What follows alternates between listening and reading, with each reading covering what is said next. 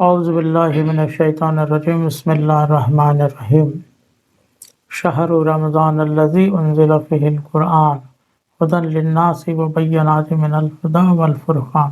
اس آیے کے ذیل میں ہماری گفتگو شروع ہے، اور رمضان کا مہینہ انزل فیہ القرآن، اس کے اندر قرآن نازل کیا گیا، ھدی للناس وبینات من الہدی والفرقان، ہدایت ہے انسانوں کے لیے، اور اس میں بینات ہیں، ہدایت کی بینات اور فرقان، فرق کرنے والا۔ اگرچہ ہم رمضان کے مہینے میں خصوصاً پورا قرآن پڑھنے کی کوشش کرتے ہیں، لیکن ہماری یہاں پر بحث یہ چل رہی ہے کہ کیا ہم ہر سال اسی پر اکتفا کریں گے یا کچھ آگے بھی بڑھیں گے۔ آگے بڑھنے کا مطلب ہے کہ جو قوانین ہیں قرآن کے، اس کو نافذ کرنے کی بات ہو رہی ہے، اور اسی ذیل میں ہم نے پہلے اسلامک اکانومک سسٹم پر بات کی، اس کے بعد اسلامک میڈیسن سسٹم پر بات کی، آج سے ہم اسلامک ایجوکیشن سسٹم پر بات کریں گے۔ اور قرآن کے سسٹم کو نافذ کرنا ہمارے لیے بہت ضروری ہے، اسی میں ہماری دنیا اور آخرت کی کامیابی ہے، ورنہ رسول خدا جیسے کہ قرآن میں آیا ہے وقال الرسول یا ربی ان قوم اتخذوا ھذا القرآن مہجورا، کہ اے اللہ، شکایت کریں گے اللہ سے کہ اے اللہ، میری اس قوم نے، میری اس امت نے اس قرآن کو چھوڑ دیا تھا۔ چھوڑنے کا مطلب یہ ہے کہ آپ کتنا بھی پڑھو اس کو پکڑنا نہیں کہیں گے، بلکہ اس کے قوانین کو اگر آپ نافذ کرتے ہیں تو ہی اس کا مقصد پورا ہوتا ہے۔ جہاں تک ایجوکیشن سسٹم کی بات ہے، اس کو بھی انٹرنیشنل لیول پر قبضے میں لیا گیا ہے۔ جس طریقے سے انہوں نے ورلڈ ہیلتھ آرگنائزیشن بنایا، CDC بنائی، centre for disease control and prevention, FDA بنایا، فوڈ اینڈ ڈرگس ایڈمنسٹریشن، یہ سب چیزیں کیا ہے؟ انسان کے ہیلتھ کو اپنے قبضے میں لینے کا، اور اگر وہ کہیں کہ ہم بیمار ہیں تو ہم بیمار ہیں، وہ کہیں گے کہ ہم کو کون سی دوا کھانا ہے۔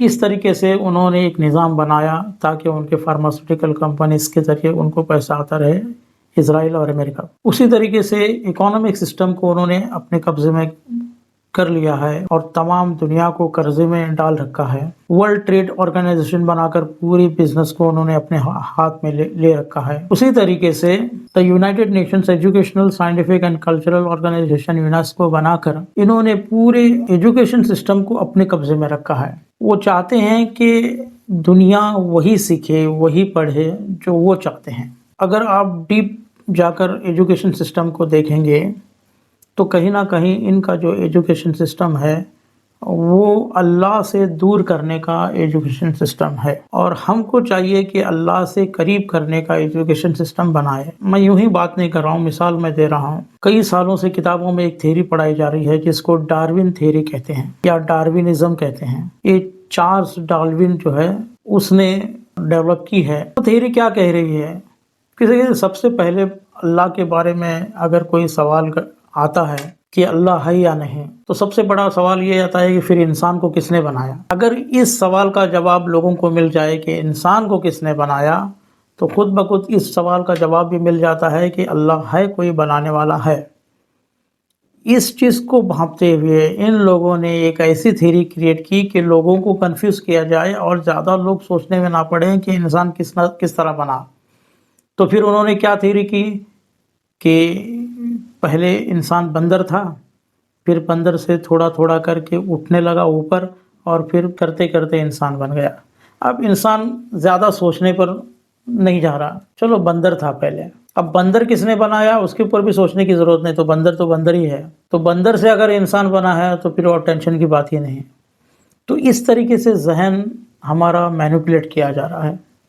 یہ ہے ان کا ایجوکیشن سسٹم۔ ایسے بہت سی باتیں ہیں، پوری اللہ کی نشانیاں بھری پڑی ہوئی ہیں، لیکن اللہ کی نشانیوں کو دیکھ کر کبھی بھی وہ آپ دیکھیے، نیشنل جغرافی چینل دیکھیے، ایجوکیشنل چینلز ہوتے ہیں ان کو دیکھیے، جہاں وہ نیچر کو دکھاتے ہیں، تو کبھی بھی وہ اللہ کا نام نہیں لیں گے کہ اللہ نے بنایا، بس وہ بھی کہیں گے کہ یہ ایسا بنا ہے، یہ ایسا کام کرتا ہے، یعنی کہیں نہ کہیں اللہ سے دور کرنے کا ان کا ایجوکیشن سسٹم ہے۔ آج میں سبجیکٹس کے اوپر نہیں بات کر رہا ہوں کہ کون سا سبجیکٹس ہم کو اسلامک ایجوکیشن سسٹم میں بنانا چاہیے، کیا اس کا سلیبس رہے گا، اس پر بات نہیں کر رہا ہوں، میں ایک کامن چیز آپ کے لیے بات کر رہا ہوں، کل پھر ہم اس پر بات کریں گے۔ ایک اور سائنٹسٹ گزرا ہے اسٹیفن ہاکنگ، آپ سب جانتے ہیں، جو کرسی پر ایسا بیٹھا ہوا ہوتا ہے۔ اس نے اپنی پوری زندگی میں یہی کہنے کی کوشش کی کہ کوئی خدا نہیں ہے بلکہ سب کچھ ایسے ہی بنا ہے۔ تو دیکھیے اس کو بھی ڈر تھا کہ یہ کائنات اتنی بڑی ہے